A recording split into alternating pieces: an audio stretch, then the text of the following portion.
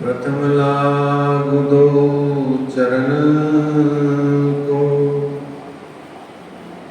धनी ए ना छोड़ायो खिन्न। लाग तली लाल एड़ियां मेरे जीव के ही जीवन है। इन पांव तले पड़ी रहूं,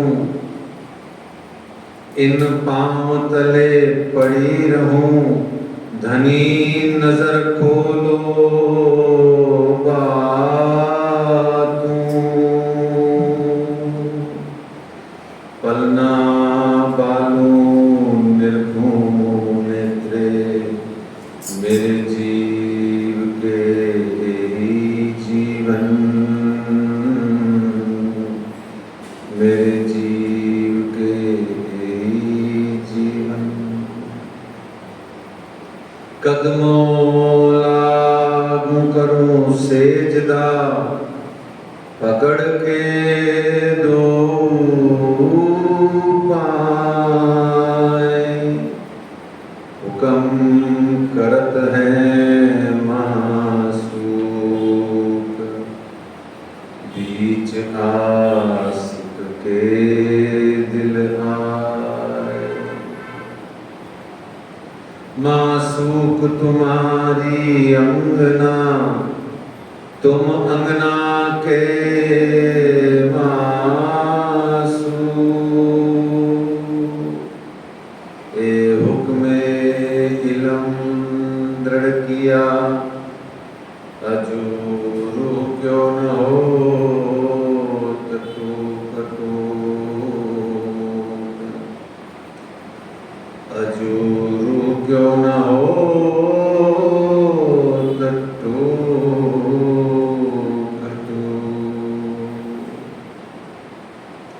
वंदो सद्गुरु चरण को, करूं सुप्रेम प्रणाम।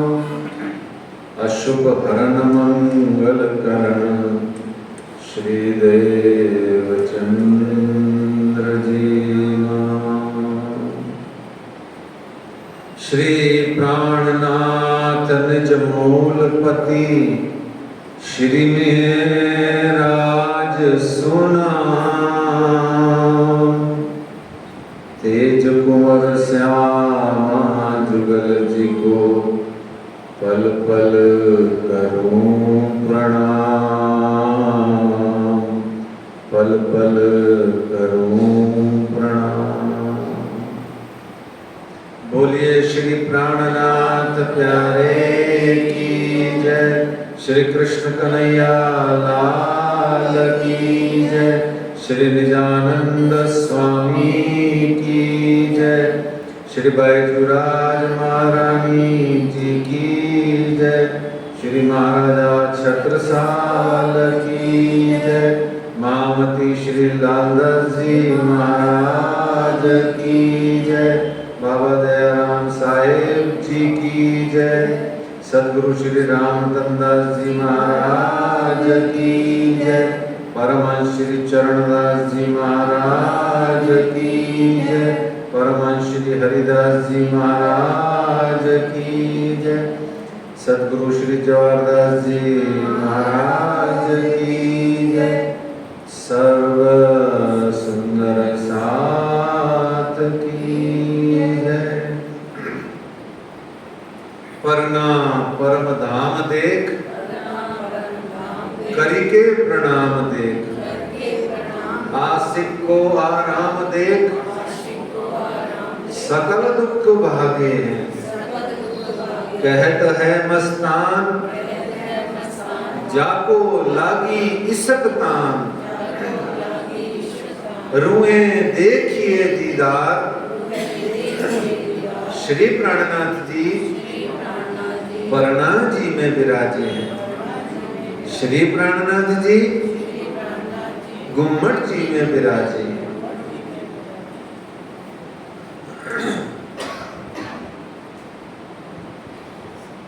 आइए सुंदर साथ जी, इस जागनी ब्रह्मांड के परम धाम में जहां हमारी श्री श्यामा जी विराजमान हैं, उस दिव्य अति दिव्य नूरी स्थान नदी किलकिला तीर पे अपनी सुरता ले जाइए और बड़े भाव से, बड़े प्रेम से, बिना किसी मांग के, कुछ मांगे बिना उनके चरणों में अर्जी कीजिए। श्यामा महारानी अब तो लगा दो नैया पार, महारानी अब तो लगा दो नैया पार, मेरी श्यामा रानी अब तो लगा दो नैया पार। अब तो लगा दो नैया पार, महारानी रानी अब तो लगा दो नैया पार।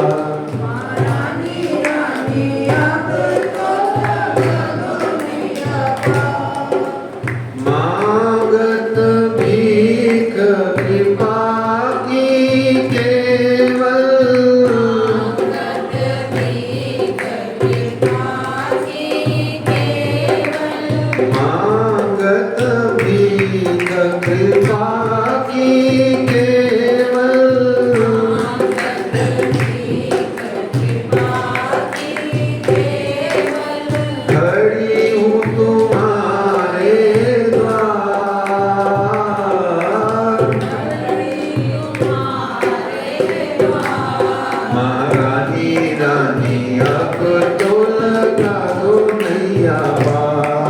मेरी श्यामा रानी अब तो लगा दो नैया पार। रस तन हसमुख सुनो विनती,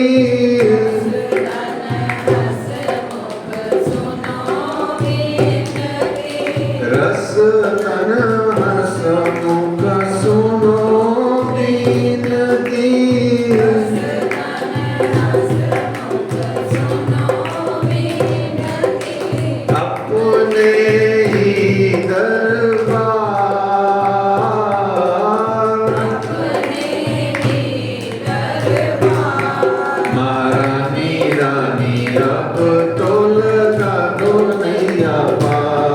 मेरी श्यामा रानी अब तो लगा दो नैया पार।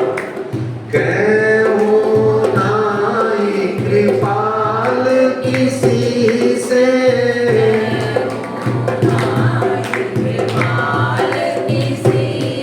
अरे कहूँ नाई कृपाल किसी से,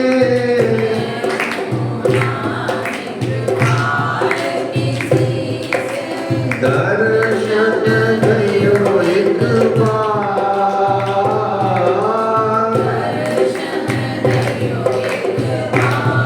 महारानी रानी अब तो लगा दो नैया पार, मेरी श्यामा रानी अब तो लगा दो नैया पार। बार बार मैं विनती करत हूँ,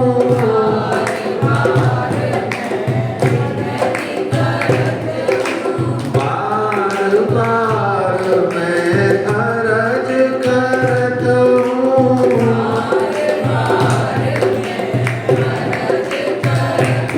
अरे हाथ जोड़ कर विनती करत हूँ,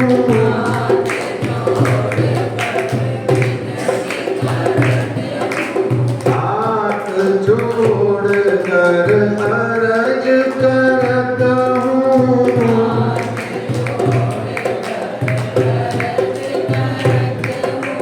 रखियो चरणों के पास, रखियो चरणों के पास, महारानी रानी अब तो लगा दो नैया पार,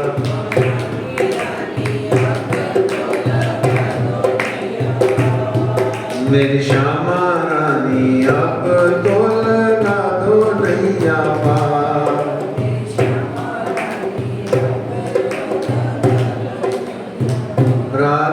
रानी, अब तो लगा दो नैया पार। मेरी बैजू रानी, अब तो लगा दो नैया पार। श्री श्यामा महारानी जी की जय। आज इस सन 2023 की बीतक साहेब जी की अधिक मास वाले श्रावण मास की बीतक साहेब जी की चर्चा कथा का 14वां दिवस है। 22 जुलाई शनिवार है, शाम का वक्त है।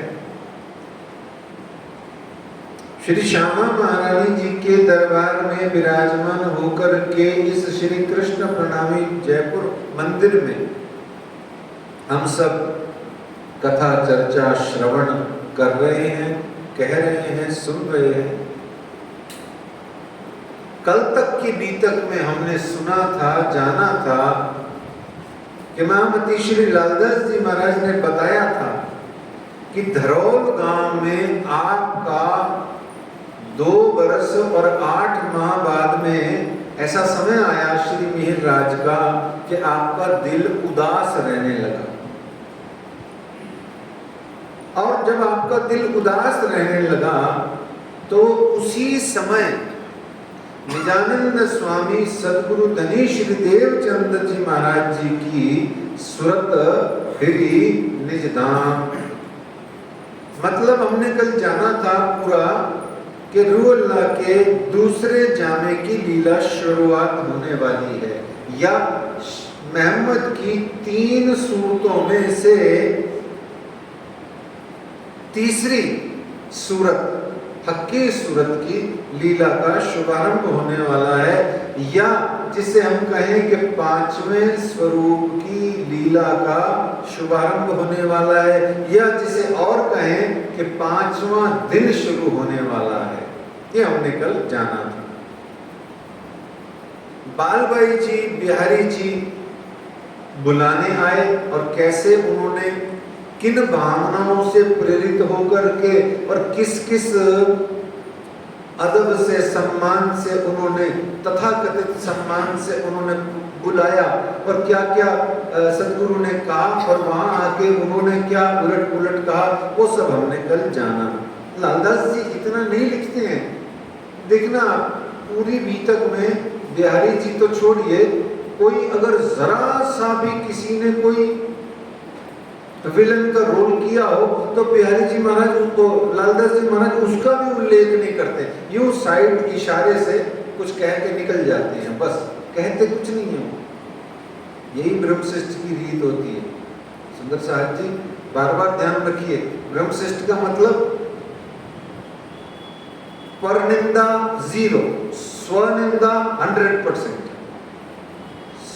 परदोष 0, स्वदोष दर्शन 100%, और कब बोले परमंश हो जाएंगे तो भी अपने आप को दोषी मानेंगे। ऐसे हमारे महामती लालदास जी महाराज। फिर हमने जाना कि सदगुरु महाराज का और श्री मिहिर राज जी का पुनः मिलाप होता है। कैसे श्री मिहिर राज निजानंद स्वामी के झोपड़ी में आते हैं, कुटिया में, और उनके चरणों लगते हैं। और यहाँ जब आप श्री मिहिर राज को आप निजानंद स्वामी भोजन प्रसाद आरोगने का जब कहते हैं और बिहारी जी को कहते हैं तो बिहारी जी उस समय अकड़ते हैं, और हमने जाना कि उनका अकड़ना का कारण क्या क्या था। फिर इसके बाद में निजानंद स्वामी सदगुरु धनी श्री देवचंद्र जी महाराज ने अपनी लीला का संवरण कर लिया, देह को त्याग दिया और दिव्य नूरी रूप से श्री मिहिर राज इंद्रावती के धाम हृदय में आप विराजमान हुए। तत्पश्चात कल हमने एक ही लाइन में जाना था कि श्री बिहारी जी महाराज की गादी नशी हुई। हमने कल इसलिए जाना था क्योंकि गादी खाली नहीं छोड़ते हैं, कई कई प्रसंग ऐसे हैं जिनको पेंडिंग नहीं छोड़ना चाहिए। छोड़ दो तो छोड़ भी दो, मर्जी है आप लोगों की और कथा करने वाले की, पर भाव ऐसा आता है कि पेंडिंग नहीं छोड़े तो बेहतर है।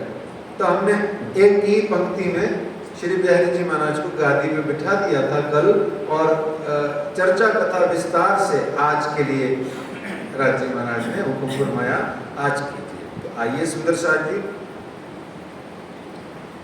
आज की चर्चा कथा में प्रवेश करने से पूर्व महामती श्री लालदास जी महाराज जी को चरणों में विनती करें कि आए, विराजें, अपनी मति अनुसार कथा चर्चा कहें, हम सब सुनेंगे।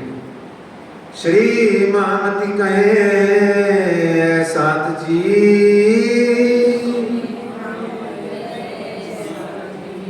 बया चर्चा का बखत,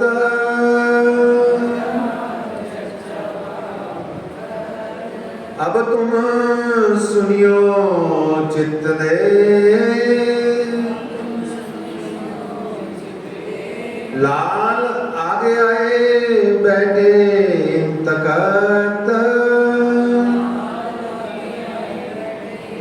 लाल आगे आए बैठे तकत, महामती श्री लालदास जी महाराज की जय।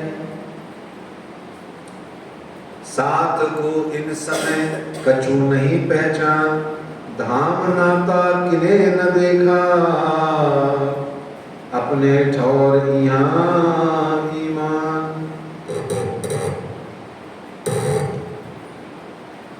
सब सुंदर साथ, विशेषकर 313 जो जागृत हुए थे, वो सब अपने अपने घरों पर जाकर के बैठ गए, सब जो जागृत हुए थे, ठीक है। और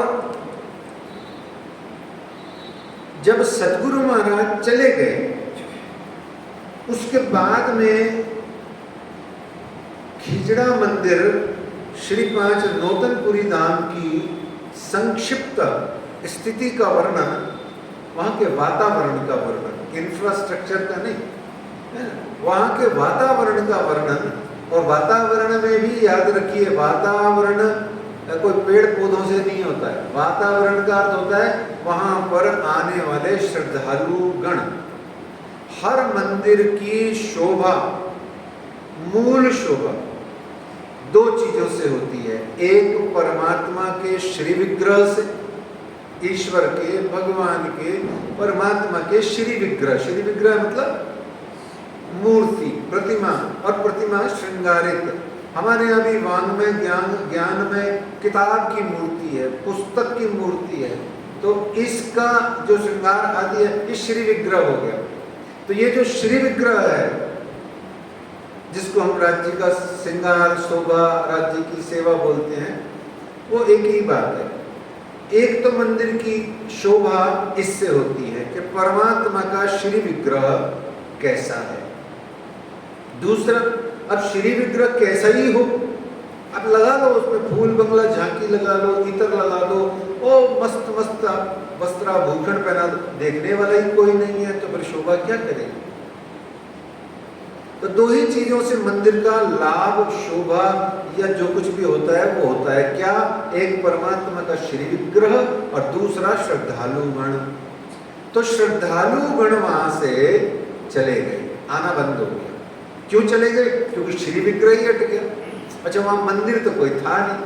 ये मंदिर तो हम लोगों ने अब बनाए कुछ साल पहले, मंदिर बहुत समय तक नहीं था।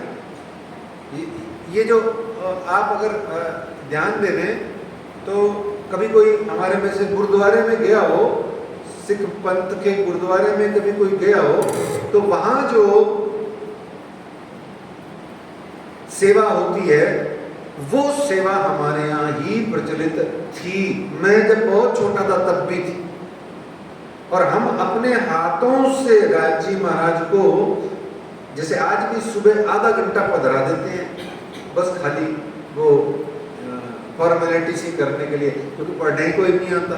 उस जमाने में तो घर से डंडा पड़ता था, जाओ 5 चौपाई पढ़ के आओ, 25 नहीं थी। तो कहने का भाव वो श्री विग्रह होता था उस जमाने में, अभी जमाने में। और श्री निजानंद स्वामी के जमाने में श्री विग्रह क्या होता था? साक्षात उपलब्ध है तो श्री विग्रह की जरूरत क्या है भाई?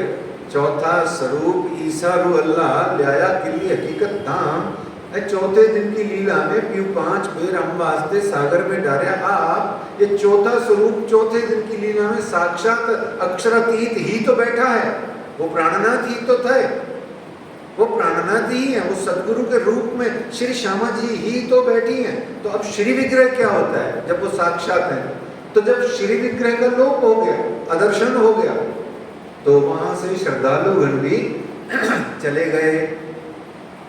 तो ऐसी स्थिति स्नेह सखी कृत बीतक में और लल्लू भट्ट कृत बीतक में, नवरंग स्वामी जी की बीतक में, कई बीतकों में अपने अपने भावानुसार और इतिहास के अनुसार अनेक अनेक परमहंसों ने उसमें बयान करी है।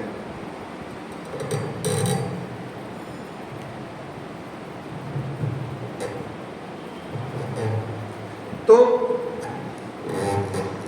ये वास्तव में सदगुरु नहीं थे।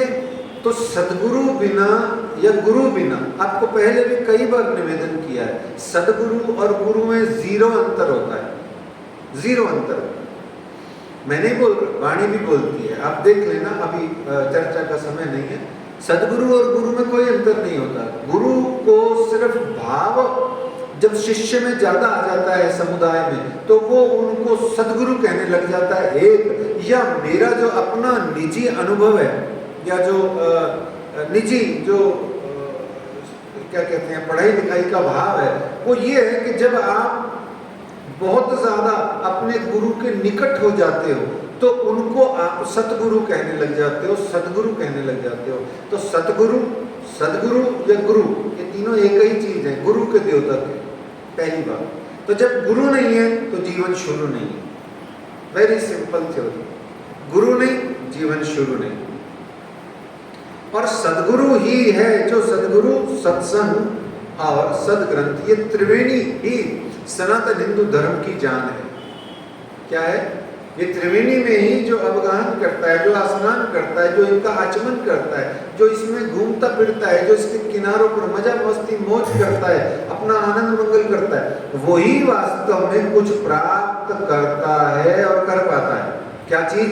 सदगुरु, सदग्रंथ और सत्संग, तीनों ही गुरु से रिलेटेड है। गुरु खुद और गुरु के अंदर में गुरुत्व क्या है? सदग्रंथ। भाई ग्रंथ नहीं हो, ग्रंथों का ज्ञान नहीं हो, वाणी भीतर अंदर नहीं हो तो काहे गुरु? क्या करना है गुरु का? खाली कपड़ा पहन के आ गया या क्या करने आ गया? भाई क्या इच्छा है? गुरु किस बात का? गुरु वो जिसके अंदर ग्रंथ हो, बस वही गुरु। इसीलिए बार बार विनती करते हैं आपको, गुरु वो होता है जो आपको डायरेक्ट अवेलेबल इस जन्म में उपलब्ध आपको ज्ञान प्रदान करता है, जिससे आप ज्ञान प्राप्त करके परमात्मा के पास पहुंचते हो, या जो आपको पकड़ पहुंचावे हाथ होता है। गुरु वही होता है। शेष सब गुरु तुल्य होते हैं। सम्मान, पूजा, श्रद्धा सब पे रखो। आपका गुरु वो है जो आपको ज्ञान प्रदाता है। तो गुरु के अंदर में ग्रंथ होता है, और गुरु जिसके अंदर ग्रंथ होता है उसके साथ बैठना, उसका संग करना ही तो सत्संग होता है। बाकी सत्संग क्या होता है? कुछ भी नहीं होता बाकी सत्संग। बाकी सब सत्संग के नाम पर हम जो भी कुछ करते हैं वो पता नहीं क्या करते हैं, ठीक है ना। तो सत्संग वो जो गुरु के साथ किया जाए, और गुरु वो जिसके अंदर में ग्रंथ हो, शास्त्र हो, जो शास्त्र के अनुसार स्वयं आचरण करता ही नहीं बल्कि आप उनके साथ रहते हो तो उनके आचरण से अनुप्रेरित प्रेरित होकर के आप भी वैसा आचरण करने लग जाते हो। तो महामती श्री प्राणनाथ जी महाराज को कहना पड़ा क्या? जो माहे निर्मल बाहर देवे न दिखाई, वाको पार ब्रह्म सो पहचान, श्री महामती कहें संगत कर बाकी, करवाई सो गोष्ठ ज्ञान। और फिर बहुत सारी चौपाइयों में उन्होंने कहा, सनातन हिंदू धर्म की प्रारंभिक प्रार्थनाएं यही बोलती हैं, गुरु ब्रह्मा गुरुर्विष्णु गुरुर्देवो महेश्वरः गुरुर्साक्षात् परब्रह्म तस्मै श्री गुरुवे नमः। ध्यान मूलम गुरोर्मूर्ति पूजा मूलम गुरोर्पदम मंत्र मूलम गुरोर्वाक्यम मोक्ष मूलम गुरोर्कृपा। पूरी गीता गुरु गीता है, उसमें 80-90 श्लोक है, सब गुरु की वंदना करते हैं और कहते हैं अखंड मंडलाकारं व्याप्तं येन चराचरं तत्पदं दर्शितं येन तस्मै श्री गुरुवे नमः। फिर कहते हैं ज्ञान तिमिरांधस्य ज्ञानांजन शलाकया चक्षुरुन्मीलितं येन तस्मै श्री गुरुवे नमः। कहते हैं अखंड मंडलाकारं व्याप्तं येन चराचरं, सारे जगत में जहां ईश्वर व्याप्त है और ऐसा गुरु जिसने मुझे वो दिखा दिया, तस्मै मैंने उस गुरु को श्री गुरुवे नमः, ऐसे गुरु के मैं वंदना नमस्कार करता हूं, प्रणाम करता हूं। तो गुरु की वंदना कहां नहीं गाई गई? सब जगह गाई गई। अब गुरु नहीं है तो जीवन शुरू नहीं है, जहां गुरु थे वहां अब नहीं है तो वो जगह निश्चित रूप से वीरान हो गई। तो खिजड़ा मंदिर में अभी अल्पकाल के लिए थोड़ा सा विश्रांति आ गई और एक माह पश्चात निजानंद स्वामी के धाम गमन के बाद, निजानंद स्वामी का धाम गमन कौन से महीने में हुआ था? 1712 ईयर है, महीना हिंदी का था भादो मास उजाला पर, ठीक है। तो भादो मास में आप गए थे, तो अगले महीने महामती लालदास जी कहते हैं केते एक दिन पीछे बालबाई ताई श्री महाराज के घरों आए, ये खबर ले आई कि कुछ दिनों पश्चात बालबाई ने आकर श्री महाराज जी से कहा। क्या कहा? बालबाई है, ध्यान रखना, बस मैं इतना ही कहूंगा। अच्छा, रामायण में रामचरित में भी एक थी है? हाँ, वो दासी नहीं थी वास्तव में, लोगों को गलतफहमी भी है, यहाँ और क्लियर कर दो। वो दासी नहीं थी, वो कैकेयी की कजन सिस्टर थी। क्या थी? Cousin sister. उसकी कहीं ना कहीं से लगती हुई कजन सिस्टर थी, कुछ ना कुछ कहीं कजन थी उसकी। हालांकि कजन अपने आप में सिस्टर होता है, फीमेल है तो सिस्टर हो गया और मेल है तो ब्रदर हो गया। कजन के आगे सिस्टर नहीं लगता अंग्रेजी में, पर अब चूंकि लगाना पड़ता है समझने के लिए, है ना। तो कजन है, कजन थी उसकी और दहेज में आई थी, है ना। तो खैर, तो यहाँ बालबाई आई। कभी कभी ऐसे केमिकल मिल जाते हैं कि वो कहीं वो जा करके सब ऐसे सिमिट्री हो जाती है, सिमिलरिटी हो जाती है कि अच्छा इसमें ये कैरेक्टर ऐसा था, उसमें वो कैरेक्टर ऐसा था, वहाँ वो कैरेक्टर ऐसा था, तो कुछ कुछ वो एक जैसे लगने लग जाते हैं। तो कभी आ जाता है भाव समझाने के लिए। तो कहती हैं आकर बालबाई जी आकर कहती हैं, याद रखना, मसनंद श्री देवचंद्र जी की, मतलब तेरे को क्या मतलब? बालबाई तेरे को क्या मतलब है देवचंद्र जी की मसंद से या मसनंद से, तेरे को क्या मतलब? मतलब कोई मतलब है, इसीलिए मिहिर राज को आके वो उकेर कुछ कह रहे हैं। ध्यान रखो समझो साथी, इंसान बिना मतलब के कोई बात करे, पहली बात तो वो करेगा ही नहीं, और कर रहा है तो मतलब है, ठीक है ना। अब मतलब स्वस्थ हो, अच्छा हो, वो तो बहुत अच्छी बात है, पर प्राय मतलब जो होता है वो बस मतलब ही होता है, मतलब ही होता है।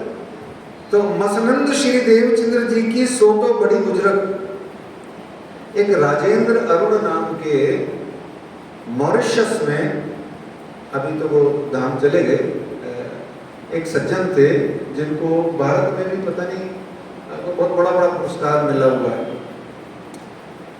मॉरिशस में उन्होंने श्री राम चरितमानस और रामायण पर मिला करके 6 पुस्तकें लिखी हैं। जीवन में जिनको भी पढ़ने का शौक है, वो 6 पुस्तकें यदि वो पढ़ते हैं तो कैरेक्टर कहते किससे हैं, पर्सनालिटी कहते किससे हैं, डूबना क्या होता है, और उस कैरेक्टर को कवि या जो कवि का मतलब पोइट नहीं होता, कवि का मतलब विद्वान होता है। कवि अपनी संकल्पना से उस कैरेक्टर के चित्त में घुस जाता है और घुस करके उसके जैसा होके लिखना शुरू कर देता है। तो ऐसा लगता है जैसे वो ही लिख रहा है जो वो कैरेक्टर है। भरत तो भरत ही लिख रहे हैं अपने बारे में। तो पढ़ने से आपको वो जीवन जीने का आनंद मिलता है।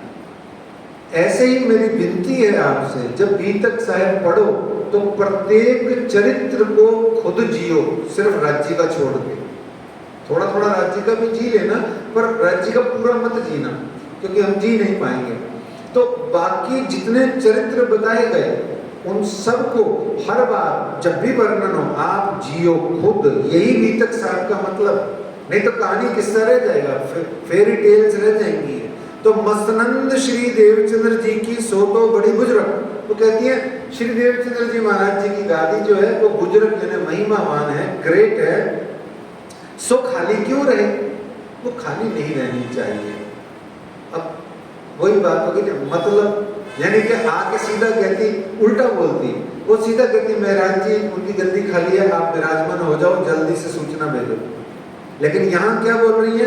मसनंद श्री देवचंद्र जी की सो तो बड़ी बुजुर्ग, सो खाली क्यों रहे, देखो हुक्म सामने हक। राज्य महाराज का हुक्म आपको क्या कह रहा है? कोई उत आवत नहीं, भूल गए सगाई, काहू को निज धाम की रही नहीं असनाई। किसी को राज्य महाराज की या परम धाम की कोई चाहना नहीं रही। किनको बैठावे इन पर, किनको बैठावे इन पर, किनका करें अख्तियार, निस्बत नस्ल से करें। तो बिहारी जी हैं सरदार। देखो ये बालभाई जी हैं, बहुत ज्यादा वर्णन की जरूरत नहीं है, हमें समझ में आता है। फिर श्री महाराज ने विचार किया और बालभाई जी ने कहा कि आप अगर कहोगे सबको कि आज से, ध्यान से सुनना, बालभाई ने कहा हे महाराज यदि आप कहोगे, सब जगह संदेशा भेजोगे, अपने हाथ से बिहारी जी को गादी में बिठाओगे, तो ही लोग आप मानेंगे और आएंगे और जो भी कुछ है। तो श्री मिहिरराज जी ने बिहारी जी महाराज को गद्दी में बिठाया और गादी नशी करके सारे देश विदेश में जहाँ जहाँ सुंदर साथ जागरूक थे, जो ब्रह्म सृष्टियाँ थी और जो सभी प्रकार के, तीनों प्रकार की सृष्टियों को उन्होंने चिट्ठी भेजी और सूचना भेजी कि ऐसे अब देवचंद्र जी महाराज की जगह ये बिहारी जी महाराज गद्दी पे बैठ गए हैं। बैठाया और सब धाम की रौनक आ गई वहाँ पर। और खीजरा मंदिर में नौतनपुरी धाम में पुनः रौनक लौट आई। तो संवत 1772 आसो महीने में सब साथ को खबर पहुंची श्री महाराज से। श्री महाराज जी ने सबको खबर दी। विक्रमी संवत 1712 में आश्विन महीने में सबको संदेश भिजवाया कि श्री बिहारी जी सदगुरु हैं, सब आओ प्रणाम करो। और इतना ही नहीं, बालभाई ने ये भी कह दिया था पहले आप मत्था टेकोगे तो ही लोग मत्था टेकेंगे, नहीं तो सारे आप ही को टेकेंगे। ऐसा नहीं कहा, ये तो मैंने ब्रैकेट में बोला है ना। वो तो उसके मन में कहा कि ये महाराज बैठे होंगे, इधर ये बैठे होंगे, इनको कौन पूछेगा, ये तो यही होगा, इन्हीं महाराज जी को मत्था टेकते रहेंगे। ऐसे ही होता है जब दो वक्ता बैठे होते हैं और कोई एक सीनियर आदमी हो लेकिन वक्ता 19 हो और एक कोई जूनियर आदमी हो वो वक्ता 21 हो, तो सीनियर आदमी कहता है उस जूनियर व्यक्ति तू पहले बोल ले, क्योंकि बाद में तुम बोलोगे तो मेरा साफ हो जाएगा। ये संसार की रीत हर जगह, ये घर घर में दिखेगी। ये संसार है, यही तो संसार है और क्या है। तो इस तरीके से वो बालभाई ने कहा पहले आप मत्था टेकोगे, जब सब आ जाए फिर सब मत्था टेकेंगे। ऐसा उन्होंने किया। ये महाराज जी कौन है? ये ब्रह्म सृष्टि की रीत सिखाने वाला धाम का दुल्हा है, नीवा है, नीवा है और नीवा है। और एक्चुअल में कौन है? ऊंचा है, ऊंचा है, ऊंचा है, सर्वोच्च है, सर्वोच्च के भी सर्वोच्च है, क्योंकि यही एकमात्र है, बाकी सब ना ही है। देखो आप, फिर भी वो झुक रहा है, झुक रहा है, झुकता जाएगा। अभी देखना पूरा 17 बरस तक झुकेगा। देखना आप इस राज्य महाराज के इस चरित्र को। तो बिहारी जी चर्चा करने लगे इस प्रकार, और श्री बिहारी जी ने चर्चा करते ही जैसे ही पावर आई वैसे ही क्या बोले, मैं धामधनी हूँ। उन्होंने 14 नियम बनाए, है ना। और 14 नियम बना करके सबसे पहला नियम क्या था? I am Dhamdhani. भाई धामधनी क्या है? कोई पोस्ट है? तू डिप्टी सेक्रेटरी बन गया, या तू सीनियर डिप्टी सेक्रेटरी बन गया, या तू एडिशनल एसपी बन गया, या जो भी कमिश्नर बन गया, ये पोस्ट है क्या? ये धामधनी का मतलब क्या होता है? धामधनी का मतलब हम सब जानते हैं। तो वो सबसे पहले उन्होंने लिखा 14 बंदेज में, मैं धामधनी हूँ, मेरे और श्री मेहराज के सिवाय कोई तारतम मंत्र नहीं देगा। श्री मेहराज से तारतम प्राप्त किया हुआ व्यक्ति तब तक वैलिड नहीं माना जाएगा जब तक आके मेरे से स्टैंप नहीं लगवा लेगा। मतलब मुझको आके दान दक्षिणा नहीं दे जाएगा और वैलिड नहीं माना जाएगा। और सुंदर सात को, ये सबसे खतरनाक नियम बनाया उन्होंने, एक अजीब सा नियम के सुंदर सात को दिन में 2 बार सुबह शाम सदगुरु के दर्शन प्राप्त करने पड़ेंगे, अनिवार्य। नहीं तो निष्कासित किया जाएगा, और जिसको निष्कासित किया जाएगा उसे किसी भी कीमत पे वापस नहीं लिया जाएगा। अच्छा इतना ही नहीं, जिसने निष्कासित किए हुए का साथ दिया उसे भी निष्कासित कर दिया जाएगा। और सारी भेंट राशि वस्त्राभूषण सब बिहारी जी के पास में आके जमा होगी। ऐसे 8-9 तो मैंने बताया आपको, ऐसे 14 बंदेज उन्होंने बांधे, इसको बंदेज बोलते हैं। बिहारी जी ने 14 बंदेज बांधे। अब ये तो बड़ी अजीब सी बात हो गई। तो बांधे भी, सदगुरु है, बांध दिए, कुछ कर दिया, चलती रही आगे समय की गाड़ी। तो इसके बाद में यहाँ महामती लालदास जी महाराज कहते हैं कि जहां तहां साथ में बात भई जाए, बिहारी जी के प्रति जहां तहां जिधर देखो वहां यत्र तत्र सर्वत्र बात भई जाए। सब जगह ये प्रसिद्ध हो गया कि चर्चा श्री धाम की, कि परम धाम की, अखंड ब्रज अखंड रास की जो चर्चा है, करे बिहारी जी बाहर बाहर। बाहर बाहर मतलब जाहिर, कि वो सारी बाहर बाहर चर्चा, जाहिरी चर्चा करते हैं, ऊपरी भी नहीं करते हैं। मतलब कौन सी करते हैं अभी जानते हैं थोड़ी देर में। उससे पहले एक थोड़ा काम की बात सुनिए। प्रणामी संप्रदाय, निजानंद संप्रदाय वाणी भी तक पढ़ने वाले और पढ़ते रहने वालों के लिए बहुत जरूरी चीज है। चर्चा का मतलब क्या होता है? अच्छा 5 चीजें होती हैं। एक होता है एक होता है अध्यापन, एक होता है भाषण, एक होता है प्रवचन, एक होता है कथा, और एक होती है चर्चा।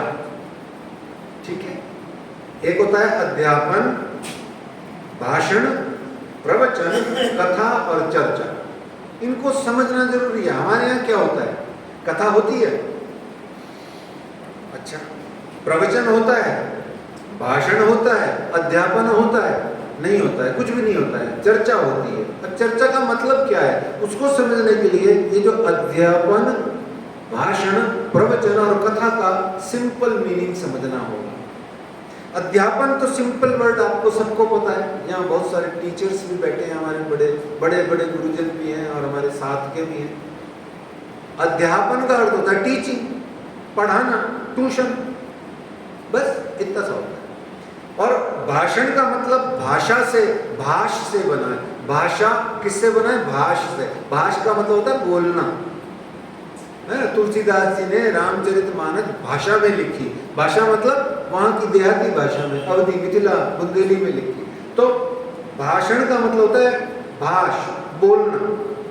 और ओरेशन भी कह देते हैं इसको। मैंने देखा था, जब मुझे तो स्पीच ही पता था कि भाई भाषण को स्पीच बोलते हैं, पर मैंने देखा तो मुझे पता लगा ओरेशन को भी भाषण ही बोलते हैं।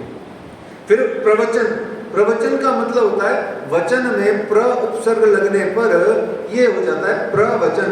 इस प्रवचन का अर्थ होता है उपदेश देना, ज्ञान बांटना। जिसे देसी भाषा बोल रहा है, बड़ा ज्ञान बांटता है वो। तो ज्ञान बांटना मतलब उपदेश देना। इसको अंग्रेजी में काफी हद तक डिस्कोर्स बोलते हैं, discourses. Discourses of Swami Vivekananda, Swami Vivekananda ji के प्रवचन, उपदेश। और कथा कहते हैं स्टोरी को, वृतांत को, फिक्शन को, अफसाना को, बात को। बात भी कथा होती है। वंस अपॉन ए टाइम बोलते हैं ना, एक बार की बात है, तो बात को टाक नहीं बोलते, TAL के नहीं बोलते, बात मतलब स्टोरी, घटना। तो अफसाना, बात। तो इस तरीके से ये हो गया कथा। अब चर्चा क्या है? चर्चा का सामान्य अर्थ होता है विचार विमर्श। देखिए हमारे यहाँ चर्चा होती है, अलग ही चीज है, बिल्कुल विलक्षण चीज होती है। ध्यान से सुनिए, क्यों? क्योंकि अष्टप्रहर जब आएगी और पूरे भारत के अंदर में सब जगह चर्चा करते हैं, संत साधु जन, गुरुजन, विद्वान जन क्या करते हैं? चर्चा करते हैं। तो चर्चा मतलब होता है विचार विमर्श, या जिसको उर्दू में कहते हैं जिक्र करना, वर्णन करना, अंग्रेजी में डिस्कस करना, या डिस्कशंस को चर्चा बोलते हैं। अब चर्चा कहाँ हो रही है बताओ? मैं बोल रहा हूँ, आप सुन रहे हो, वेयर इज चर्चा? चर्चा का शाब्दिक अर्थ तो होता है टू डिस्कस, और टू डिस्कस में तो 2 persons आर डिस्कसिंग, ठीक है ना? चलो नहीं भी कर रहे, मान लिया एब्सेंट है 2 पर्सन, एक ही कर रहा है। तो वास्तव में निजानंद संप्रदाय में जो चर्चा होती है, अच्छा एक चर्चा का और भी बात होती है, ये जो पीछे होते हैं अध्यापन, भाषण, प्रवचन और कथा, ये आपको किसी डिसीजन पे नहीं ले जाते। डिस्कशन आपको डिसीजन पे ले जाता है, ये याद रखना। चर्चा आपको किसी निर्णय पर पहुंचाएगी और संकल्प कराएगी, नाउ ऑनवर्ड्स ये मुझे करना है, ये संकल्प बनेगा, वो चर्चा होती है वास्तव। तो यहाँ श्री निजानंद संप्रदाय में चर्चा के अंतर्गत अध्यापन, प्रवचन, भाषण और कथा चारों का समावेश है। कभी चर्चा में अध्यापन आ जाता है, कभी चर्चा में प्रवचन आ जाता है, कभी कोई कथा कहानी आ जाती है, और कभी कोई भाषण आ जाता है। और इसमें अंत में जो कहा जाए कि जब पार ब्रह्म अक्षरातीत का आवेश आ जाता है, तो ये चर्चा वास्तव में दिव्यता, नूर को प्राप्त होती है। तो चर्चा का अर्थ होता है बोला जा रहा है, सुना जा रहा है, और आपके द्वारा निर्णय या संकल्प लिया जा रहा है समझने के बाद, इसलिए इसको चर्चा कहा जाता है। और राज जी ने वाणी में कितनी जगह कहा है, चर्चा सुन जो दिन ने रात आपने, और कहा बैठक न की जो बंद, एक और कहा चर्चा कथा दे तेने कही, और चर्चा बहुत जगह लगी। ये मार्कंडे की चर्चा से वो हो गया, चर्चा बहुत बार आया, बहुत आप कभी ढूंढोगे चर्चा वर्ड तो इतनी बार आया, बहुत बार आया। ये बिहारी जी महाराज जब चर्चा कर रहे हैं, यहाँ उल्लेख ही आ रहा है, कह रहे हैं कि चर्चा श्री धाम की करें बिहारी जी बाहर। तो धाम की जो चर्चा है वो श्री बिहारी जी बाहर कर रहे हैं। बाहर का मतलब देखिए, जो इंसान के भीतर में होता है, मन में, वो इंसान की जुबान पे भले ही कितनी आइडिया से, कितनी स्टाइल से और कितनी ही चालाकी से पेश करे, बोलेगा जो कुछ भी उसका मतलब वही होगा जो उसके मन में उसका स्वार्थ है। और बिहारी जी के मन में स्वार्थ क्या है? धाम धनी नहीं, संसार के धनी बन जाएं, और कुछ भी नहीं, साफ बात है। तो उसकी चर्चा, कथा, प्रवचन, भाषण, संभाषण जो कुछ भी है, वो सब का सार यही है, पैसा पटक जाओ, पैसा दे दो, या मुझे मानते रहो, पैसा नहीं है तो। ये सबका यही हाल है, कोई बिहारी जी विशेष नहीं है, सबका यही हाल है। तो इस तरीके से इसका वर्णन स्नेह सखीकृत बीतक के प्रकरण 47 में बहुत ज्यादा है। ये मैं अपने मन से कुछ नहीं बोल रहा, वहाँ लिखा हुआ है सब, और बहुत सारा लिखा हुआ है, इससे भी कई गुना ज्यादा लिखा हुआ है। पर महामती लालदास जी की बीतक में ऐसा इशारे से लिखा हुआ है, इसलिए हमको बहुत ज्यादा नहीं बोलना है। तो श्री मेहराज जी फिर पधारते, मतलब पधारते क्या, बैठे ही होते हैं चर्चा में, बिहारी जी की चर्चा की अर्चा करते। देखो एक और शब्द आ गया, अर्चा। अर्चा कहाँ से आ गया बताओ? हिंदी में या संस्कृत में अर्चा शब्द कौन से धातु से बना? ये कहाँ से आया, या उसका शुद्ध शब्द क्या है अर्चा का, बताओ, याद करो, आपको सबको आता है, मेरे बोलते ही पता लग जाएगा। अच्छा, कईयों का नाम भी होता है अर्चना, अर्जन, वो अर्चा, अर्चा हो गया बेचारा, वो देहाती शब्द गुजराती, तो अर्चा हो गया। तो चर्चा की अर्चा, यानी चर्चा किए बाद में जो भी चर्चा थी उसका कोई भी व्यक्ति खड़ा होकर, जैसे गुरुजी विद्यालय में हमारे मदान साहब जब विद्यालय में अध्यापक थे तो एक कोई चैप्टर बताते होंगे अंग्रेजी का, ये बोल दिया है, अब one of you student stand up, अंग्रेजी के हैं ना अध्यापक, तो खड़े हो जाओ और चलो अपने वर्ड्स में 2 मिनट में इसका पूरा वो जो भी कुछ है वो बताओ।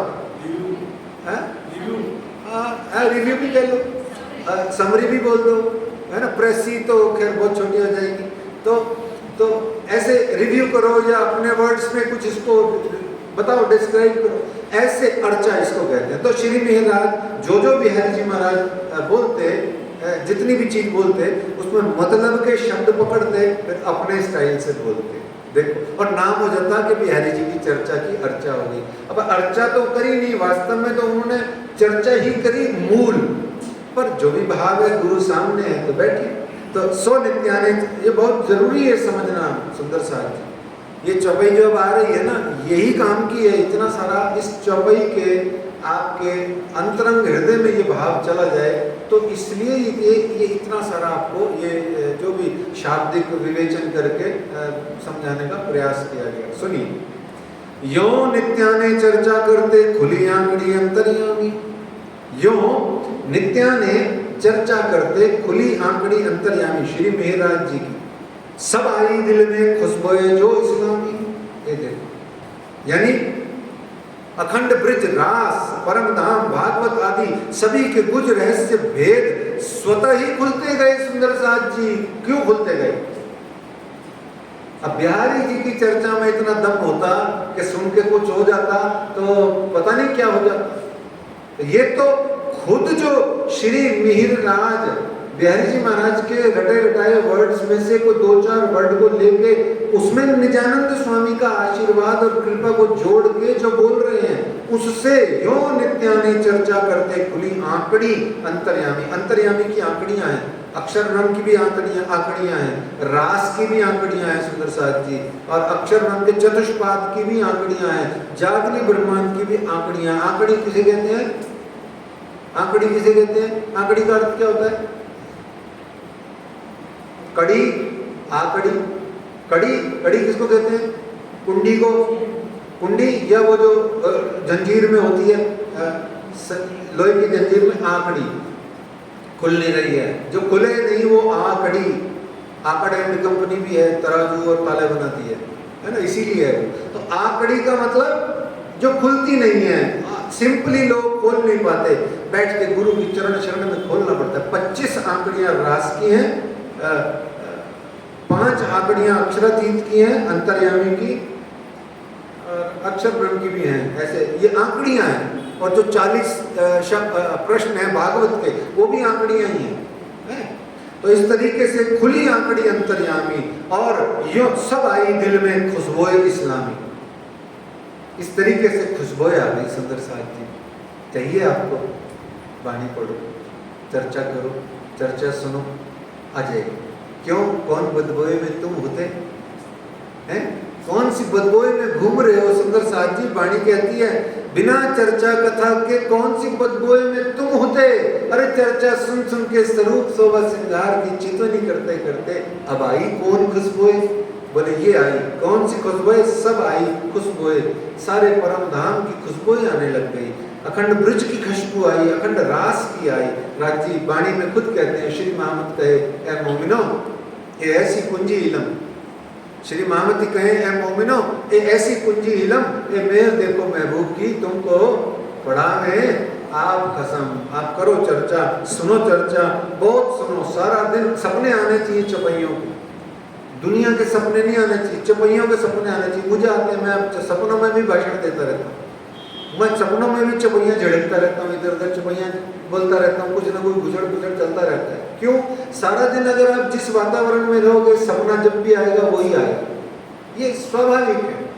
तो हम तो हैं धाम के एक खेल नहीं रंचक, हम सहरग से नजीक बैठे आगे हक। श्री महाराज जी की आत्म जागृति तो हो ही चुकी थी, निध अंदर पड़ी हुई थी, सिर्फ उसने खिलना बाकी था, है ना।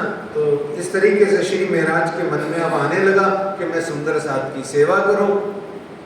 ऐसी सेवा का भाव हृदय में लेकर के आपने, चूंकि सेवा में तन मन और धन तीनों की जरूरत पड़ती है, तो इसलिए श्री महाराज ने सोचा कि चलो दीवानगिरी का काम मैं ले लेता हूँ, बहुत सारा रुपया पैसा मिलेगा, मैं उससे सुंदर साथ की और सेवा करूँगा अच्छे से। पहले भी सेवा तो कर ही रहे हैं वो, पर अब मैं और अच्छे से तन मन धन से सभी तरीके से सेवा करूँगा। लौकिक बोझ आने पर भी आपने श्री बिहारी जी की सुबह की और शाम की चर्चा और दर्शन करने का नियम भंग नहीं होने दिया। 2 बार दर्शन करने जाते, नित नियम से जाते, अपनी नींद को काटते जाते, चर्चा सुनते, अर्चा करते, ड्यूटी पे जाते, शाम को आते, चर्चा सुनते, अर्चा करते, घर जाते, भोजन प्रसाद पाते, स्नान ध्यान करके। तो इस तरीके से आप जो है जीवन चल रहा था, चलता जा रहा था। सुंदर साथ जी विक्रमी संवत 1713 आ गया, और 1713 क्या आया सुंदर साथ जी? ये श्री मिहिर राज के जीवन का सबसे कठिन समय है। प्रेम भक्ति हो हृदय में और आंसू आते हो, जिसके आंसू नहीं आते उनके हृदय में प्रेम भक्ति पता नहीं है कि नहीं। तो प्रेम भक्ति हृदय में हो, प्रेम भक्ति हो, आंखों में आंसू आते हो, तो याद रखना आपका हृदय सदा भीगा भीगा रहेगा। वैराग्य हो, निर्विकार करके, अगर वैराग्य है तो आपको वो निर्विकार करके जगत से चिपकने नहीं देता है। प्रेम भक्ति है तो हृदय गीला रहता है। वैराग्य डिटैचमेंट है तो वो आपको संसार से चिपकने नहीं देगा, क्योंकि वैराग्य होता ही उसको है जिसमें मोह नहीं होता। जहाँ मोह नहीं है वहाँ चिपक नहीं है। मोह नाम का ही फेविकोल है जो चिपका के रखा हुआ है। जब आपने सब कुछ छोड़ दिया, नहीं मुझे नहीं चाहिए, मुझे क्या करना है, सब मेरे काम का नहीं है, मुझे इसका क्या करना है, लेना देना क्या है मेरा इससे, और ये बोलने के लिए नहीं, सच्ची में अंदर से। तो कहते हैं वैराग्य है तो वो आपको निर्विकार करके जगत से चिपकने नहीं देता। ज्ञान है तो जीवन आपका आलोकित रहता है। तो भक्ति, ज्ञान और वैराग्य, यदि ये तीनों को बताया जाए तो वो हो जाती है भक्ति, हो जाते हैं श्री श्यामा जी। ज्ञान स्वयं श्री राज जी, और वैराग्य कौन? वैराग्य का स्वरूप कौन है इस संसार में, या परम धाम में, या ब्रज में, या रास में? गोपिकाएं, जो परमात्मा श्री कृष्ण के अलावा कहीं चिपकती ही नहीं है और उनके बिना किसी चीज के लिए रोती नहीं है, और उनको पूरा ज्ञान है, बाकी किसी चीज का ज्ञान नहीं है। ऐसे ही एक ब्रह्म सृष्टि की ये गाथा है जिसका नाम है श्रीमती फूलबाई। विक्रमी संवत 1713 आ गया। श्रीमती फूलबाई जी का ये प्रसंग है। श्री मिहिर राज की धर्म पत्नी का नाम है श्रीमती फूलबाई। सुंदर साथ जी बहुत ही भाव और ध्यान से ये प्रसंग सुनने वाला है। आप परम धाम की अमलावती नाम की धाम की वासना है। जब श्री बिहारी जी ने 14 बंदेज यानी बंधन नियम बनाए, तब अनेक प्रकार के सुंदर साथ पीड़ित हुए, बहुत सुंदर साथ पीड़ित हुए इस एक नियम के कारण से। तो दूर दूर से नित्य 2 बार दर्शन करने आते। एक ये आना सब सुंदर साथ के लिए एक समस्या बन गया था। जो निकट रहते उनको तो कुछ नहीं हुआ, और जो दूर दूर रहते थे उनके लिए एक समस्या बन गया। और कितनों को ही तो बिहारी जी महाराज ने निष्कासित कर दिया, और कई नए पुराने लोग उपहास करने लगे कि ये कैसा धर्म है, ये कैसा धर्म गुरु है, ये तो मुगलों के अत्याचार से भी ज्यादा अत्याचार है, धर्म का धार्मिक अत्याचार हो रहा है। मुगल इधर से मारते हैं, हम धर्म में जाते हैं शांति के लिए, ये धर्म हमें मारता है। तो इस तरीके से विक्रमी संवत 1713 आ गया। नवतंपुरी धाम जामनगर से 2 कोस दूरी पर, 2 कोस दूरी पर एक निर्धन सुंदर साथ, जिसका कई गीतकों में नाम धारा भाई लिखा हुआ है, ठीक है, धारा भी है, थारा भी है, ठीक है, तो और कई जगह नाम नहीं भी है, तो वो रहता था। और धारा भाई का ये जो प्रसंग है वो रहता था, ईमान का पक्का था, सदगुरु द्वारा जागृत था, निजानंद स्वामी द्वारा जागृत था। और नित्य प्रति सुबह शाम आना, प्रसाद पाना, दर्शन करना, चर्चा सुनना उसका नियम था। और वो ऐसा प्रातः और रात्रि को करता ही करता था। 2 कोस दूर अपने खेत से वो आता था। उस निर्धन किसान का धर्म, अच्छा, निर्धनों की संपत्ति क्या होती है? धर्म। निर्धन की संपत्ति सिर्फ धर्म होती है। एकमात्र संपत्ति निर्धन के पास में धर्म होती है, जबकि धनवान के पास में बहुत सारे साधन होते हैं, मनोरंजन के भी, समय टाइम पास करने के भी, अपने आप को इन्वॉल्व रखने के भी। किटी पार्टी भी होती है, पार्टियां भी होती हैं, दुनिया भर के उनके प्ले ग्रुप्स होते हैं, जो भी कुछ होते हैं, मनोरंजन है, सिनेमा है, क्लब है, ऐसे कई सारे उपाय हैं धनवानों के पास। निर्धन के पास कोई उपाय नहीं है। उसका मनोरंजन, उसका मनोरंजन, उसका जीवन सिर्फ भोजन और भजन होता है, बस। इसीलिए राज्य ने गरीबों को ही पसंद किया है। कहते हैं धनी रब न रखे किसी का गुमान, होगा तू अमीर, अपने घर रहे, अडवाणी है, अंबानी है, वो बिल गेट्स है, जुगर बुगर है वो फेसबुक का, या तो कोई भी है, आगे ताके पीछे ताके आगे होगा, कुछ नहीं है। राज्य कहते हैं रब न रखे किसी का गुमान, वो तो गरीबों पर मेहरबान। तू लाया क्या है? पत्रम पुष्पम फलम तोयम, क्या लाया है? बोला रुपया लाया हूँ। अच्छा ठीक है, 5 मिनट बाद आना। राज्य रखते ही नहीं। 5 रुपया गरीब का, 5 लाख अमीर का। धनी कहते हैं 5 रुपया पहले आने दो, क्योंकि इसमें भाव है, इसमें उसके पसीने की खुशबू आ रही है मेरे को। तो ऐसे तरह तरह से, तो वो निर्धन के पास में धर्म ही एक पूंजी थी और सदगुरु के दर्शन ही उसका जीवन था, प्रसाद पाना और धर्म ग्रंथ का अध्ययन मनन करना, चरना मत लेना, बस यही उस गरीब की दौलत थी। और आज तक उस गरीब ने इस अपने धर्म की अनुपालना में कोई कमी नहीं छोड़ी। और दिन में 2 बार पैदल चल के आना उसको बड़ा भारी पड़ रहा था। अपने गांव से 2 कोस तक पैदल चल के आना उसको बड़ा भारी पड़ रहा था। और सारा दिन सुबह शाम उसका इसी यात्रा में और इसी श्रम परिश्रम में गुजर जाता, जिस कारण से वो अपनी मेहनत मजदूरी नहीं कर पाता, तो परिवार उसका भूखा मरने लगा। ये प्रसंग सुंदर साथ जी 1713 का है, ध्यान से रखना है, इस बात को समझना है। कई जगह आपको मिलेगा, पता नहीं कोई ईयर मिलेगा, पर आप सुन लीजिए, आपको जो अच्छा लगे आप मानिए, तर्क सुन लीजिए, जो अच्छा लगे वो मानिए, मेरा कोई वो आग्रह नहीं है। मैं तो सिर्फ क्या है, थोड़ा स्वाध्यायी हूँ, पढ़ता रहता हूँ, अपनी बात कह देता हूँ 2-4 तरीके से, तो आप उसको आग्रह मत समझना। विक्रमी संवत, एंड ऑफ विक्रमी संवत 13 का ये प्रसंग उचित लगता है, जब रसोई उत्सव होने वाला है उससे पहले, क्योंकि 1712 में निजानंद स्वामी का धाम गमन हुआ। 1713 में 1 बरस बाद आप उनकी स्मृति में उत्सव कर रहे हैं, और उत्सव करने के बाद तुरंत ही आपको कारागृह हो जाता है, हबसा जिसे कहते हैं। और कब हबसा से लौटते से ही आप वास्ते गांव सामने जूनागढ़ के हाल चले जाते हैं, तो जूनागढ़ जाके तो पुनः आपका विवाह हो जाता है। तो फूलबाई जी के होते हुए हुआ था क्या? नहीं ना। 13 यानी कि रसोई उत्सव होने से पहले कुछ समय पहले आप फूलबाई जी का धाम गमन हो चुका है। तो ये थोड़ा ध्यान रखने का तर्क है। तो इस तरीके से श्री बिहारी जी को जाके उस धाराबाई ने निवेदन किया कि मुझे दिन में 1 बार दर्शन करने की छूट दी जाए। और जैसे ही उसने बोला भी नहीं अभी कि मुझे 1 बार दर्शन करने की छूट दी जाए, बिहारी जी ने कहा तेरे को 2 बार की छूट दी, जा तो निष्कासित। तो 1 बार की क्या कहता है, तुझे 2 बार की छूट दी, जा तो आज से निष्कासित। वो सुंदर साथ 9 दिनों तक श्री बिहारी जी के द्वार पर भिक्षुक की भांति, भिखारी की भांति पड़ा रहा, पर कोई बिहारी जी पर उसका करुणा नहीं आया, कोई तरस नहीं आया। उसने अन्न जल त्याग करके सब परिवार श्री बिहारी जी महाराज के द्वारे पर वो पड़ा रहा। कईयों ने समझाया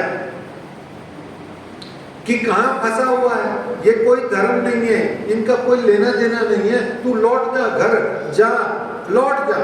उसने कहा नहीं, मैं निजानंद स्वामी सदगुरु धनी श्री देवचंद्र जी महाराज द्वारा बताई गई परम धाम की अंगना हूँ। अंगना का ईमान न छूटे सुहागनी जो पड़े अनेक विघ्न, आकी न छूटे सुहागनी जो पड़े अनेक विघ्न, मैं ईमान नहीं छोड़ सकता। तो फिर उन्होंने कहा, कई लोगों ने कहा ऐसा करो, अब तो संकट मोचक के पास जाना पड़ेगा। अब तो जो भगवान के भी काम सवारते हैं, ऐसे संकट मोचक यानी कि सब ठौर तू देखे आ जा करके, एक ठौर बचेगी, उसका नाम है श्री मिहिरराज। अब तो तेरे को श्री मिहिरराज की शरण में जा, वहां जाके फरियाद कर, तेरा काम वही होगा। अंत में अपनी व्यथा सुनाने के लिए वो श्री मिहिरराज जी की घर, उनके बेड़ी मंदिर की ड्योढ़ी पे जाता है, सीढ़ियों पे बैठता है, आवाज लगाता है, मेराज मेराज मेराज। अब 9 दिन से भूखा प्यासा आदमी क्या आवाज लगाएगा, क्या पुकारेगा, क्या सूखा सूखा मुंह से, पतली पतली टांगों से गरीब सा आदमी अपने दुबले पतले 2-4 बच्चों के साथ अपनी धर्म पत्नी के साथ में जा रहा है। देखो धर्म पे कुर्बानियों की ये निशानी है। इसका नाम है श्री निजानंद संप्रदाय, इसका नाम है बीतक साहब। वो बैठा है वहां पर और कुर्बानी के रूप में वहां कुर्बान होने के लिए बैठा है। और क्या कह रहा है, मेराज मेहराज मेरी सुनो, मेरी सुनो। और बेड़ी मंदिर की सीढ़ियों पर आप पहुंचा। देखो द्वार खटखटाओगे तो खुल जाएगा, खटखटाओगे नहीं, बेल डोर नहीं बजाओगे, सुनाई नहीं देगा। पुकारोगे तो पिया प्रीतम प्राणनाथ सुनेंगे, पुकारोगे नहीं तो कहां से सुनेंगे। उसने पुकारा तो द्वार खुला। हाँ, श्री मिहिरराज अंदर नहीं थे, माता फूलबाई अंदर थी। उनको अपनी सारी दुख दुविधा, अपना सारा कष्ट पीड़ा, अपना सारा वृतांत सुनाया। उस निर्धन किसान को श्री फूलबाई जी ने ये आश्वासन दिया कि शाम को मिहिरराज जब लौटेंगे दीवान ऑफिस से तो आपको ये सब चीज बता दी जाएगी। ये तो थाल भोग का प्रसाद है भैया, निश्चिंत रहो, तुम्हारा काम, तुम्हारा कल्याण उद्धार हो जाएगा। लो ये भोजन प्रसाद कर दो। बिहारी जी के जासूस तो चारों ही तरफ फैले थे, फटाफट जाके उन्होंने सूचना दे दी कि वो बिहारी जी महाराज श्री मिहिरराज की धर्मपत्नी माता फूलबाई ने तो उसको भोजन प्रसाद करा दिया, आश्रय दे दिया, उसको आशीर्वाद दे दिया। जब ये बिहारी जी के जासूसों ने खबर दी तो बिहारी जी महाराज क्रोधित हुए। उन्होंने वहीं से फुरमान जाहिर कर दिया, जारी कर दिया कि जाओ आज से फूलबाई जी को इस श्री निजानंद संप्रदाय से निष्कासित किया जाता है। और द्वारपालों को आज्ञा दे दी, अब अगर श्री मिहिरराज अंदर आए तो उनको आने मत देना, भीतर मत आने देना, उनको भीतर आने नहीं दिया जाए। अगर आए तो उनको पहले पूछ लेना, धर्म या धर्म पत्नी दोनों में से एक को चुनो, धर्म या धर्म पत्नी दोनों में से एक को चुनो। यदि वो धर्म को चुनते हैं यानी कि बिहारी जी को चुनते हैं तो उनको अंदर आने देना, नहीं अगर वो धर्म पत्नी को चुनते हैं या दोनों को चुनते हैं तो उनको कहना आज से आपका भी निष्कासन समझा जाए। तो इस तरीके से श्री मिहिरराज जी पधारे शाम को, पर आके उनको द्वारपालों ने अपने डंडा लगा दिया, बोले आप नहीं जा सकते। उसको कहा कि धर्म या धर्म पत्नी में से एक को चुनो। उन्होंने बिल्कुल नहीं बोला कि मैंने धर्म पत्नी को त्याग दिया। राम ने भी सीता को त्यागा नहीं था, सीता खुद ही चली गई थी।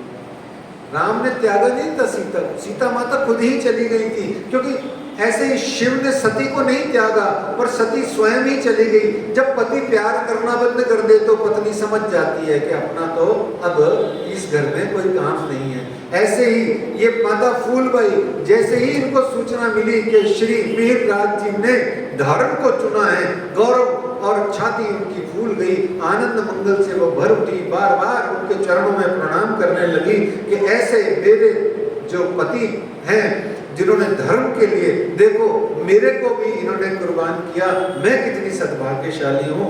और इस तरीके से जैसे ही श्रीमती फूलबाई जी का आपने मिलने के लिए जाना नहीं पसंद किया, घर मतलब नहीं गए, तो माता फूलबाई जी घर पे बैठी हैं और घर पे बैठ करके माता फूलबाई जी समझ गई थी इशारा।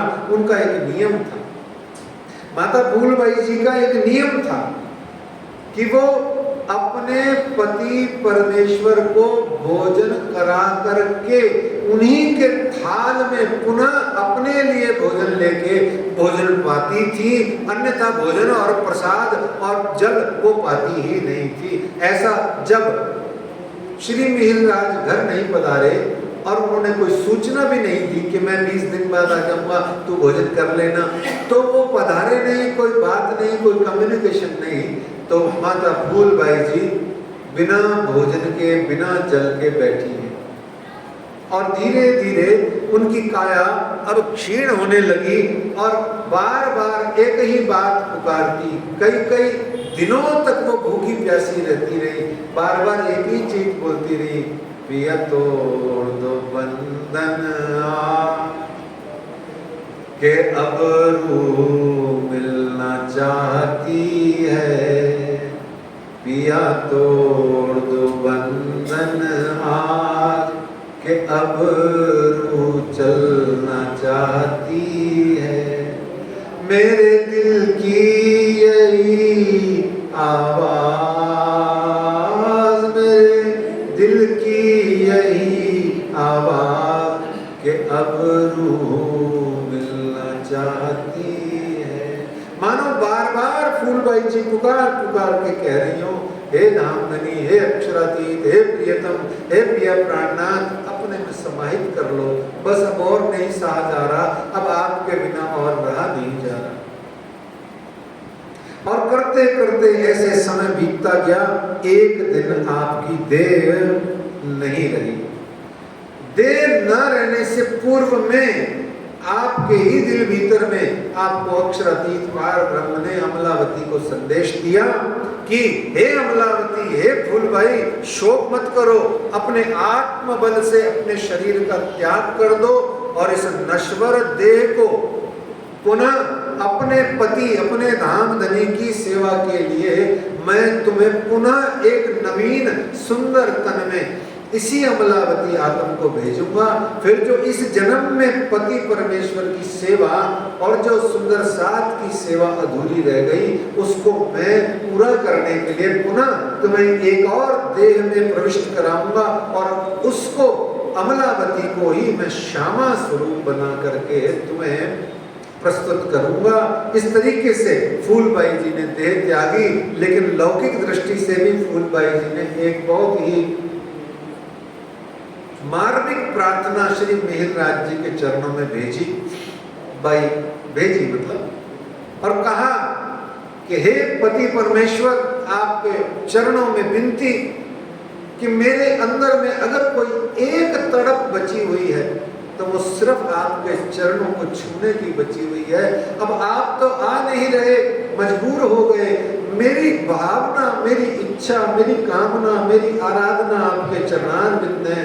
हे धामधनी, हे मेहराज, हे राज, मैं जब मर जाऊंगी और मरने के बाद में मेरी चिता की जब राख ठंडी हो जाए तो आकर के उस राख पर अपने चरणारविंद पधरा देना, ताकि मेरे अंदर में जो ये चरणों को छूने की जो मेरी कांक्षा है, मेरी इच्छा है, ये आप जरूर पूरी कर देना।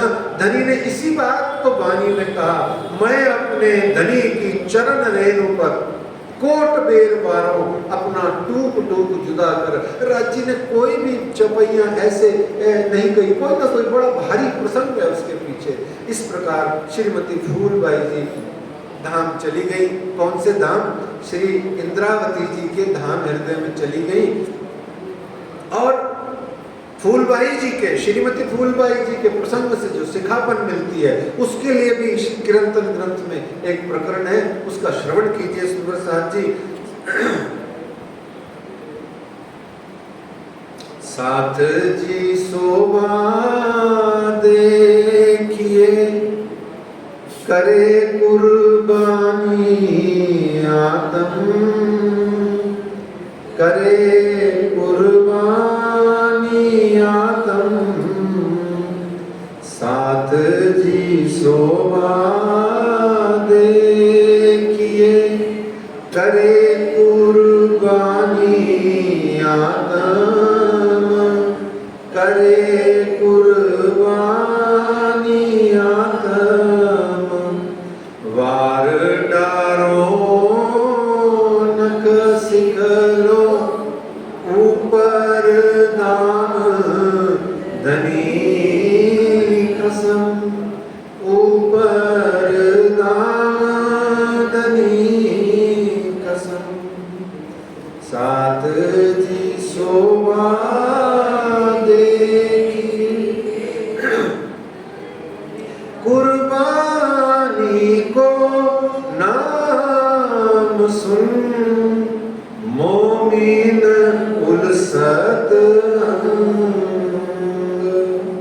पीछे होते जो मोमिन, दौड़ लिया तीन संग, साथ जी शोभा देखिए। करे कुर्बानी आत्म, करे कुर्बानी आत्म, जिन दिस मेरा पियो बसे, तिन दिस पर हो कुर्बान, जिन दिस मेरा पियो बसे, तिन दिस पर हो कुर्बान। रोम रोम नख सिखलो, वार डारू जीव सो प्राण, साथ जी शोभा देखिए। करे कुर्बानी आत्म, करे कुर्बानी आत्म, साथ जी शोभा देखिए। सूरातन सखियन का, मुख ते कयो न जाए, सूरातन सखियन का, मुख ते कयो न जाए। श्री मामत कहे सो समया, निपट निकट पहुँचा आए, साथ जी शोभा देखिए। कुर्बानी आत्म, करे कुर्बानी आत्म। फिर अब विक्रमी संवत 1713 का समय आया, भादव माघ उजाला पक्ष। तो सदगुरु की स्मृति में आप श्री महाराज के भाव आता है कि मैं एक उत्सव करूं, अब मैं साथ इस्लाम का करूं, सभी एक ठौर, उच्चव रसोई करके सेवा करूं अति जोर। क्या सेवा हुई, क्या रसोई उच्चव हुआ और इसका क्या प्रसंग बना, आगे क्या हुआ, इसकी चर्चा हम धामधनी जी के चरणों में बैठ करके, श्री श्यामा जी के चरणों में बैठ के हम करेंगे कल। आइए आज इस चौपाई से बीतक साहब जी की चर्चा कथा को विश्राम देवे। अब मैं साथ इस्लाम का करो सबे एक ठौर, उच्छव रसोई करके सेवा करो तिजोर। जो